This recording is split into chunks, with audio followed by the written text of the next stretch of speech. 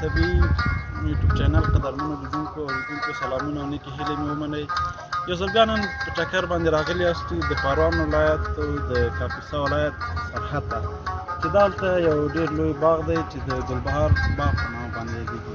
او د نن ورځې زموږ د چکر اشپز چې دی ډېر ګران خوږ ملګری او استاد موږ ته اشپزي کوو، راځو د هغه څخه د دې طبیعت د ښکلا په هکله پوښتنه ورڅخه کوو او د اشپزۍ په هکله ورڅخه کوو چې څه راته ښیي. راځئ بلې. سلام استاد. بخیر ساعتمان خیر بخیر هستی. یکمی برنامه معرفی کنید در کجا جای است یک معرفی داشته باشیم. ولایت پروان است، ولسوالی جمع‌سرات، باغ و گلباغ نامش است. تفریح جای مردم است که باید تفریح کنه، مثل ما شما را آوره خانه یکم نام پخته کنه و در رقم نپرشه بجور کنه دیگه. اینی معلوماتش است. تشکر، سلامت باشی استاد. امروز برنامه دیگه میکنی به جای مطیلا جان اشپز ما هستی.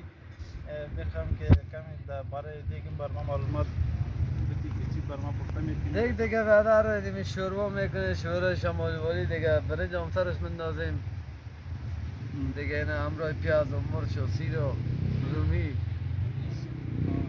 شمالی و شوربای تلخ هم شوربای داره. تلخ تنده دست که شمالی وال میگن اینی میز دیگه پخته که میکنیم. استاد بسیار زیاد تشکر. یک شوخ و دریور هم هستی و بسیار محصلین و جوانای افغانستان از زیاد این طرف و طرف به چکر میبری. یک تجربه تا بر ما شده که بسیار جالب باشه.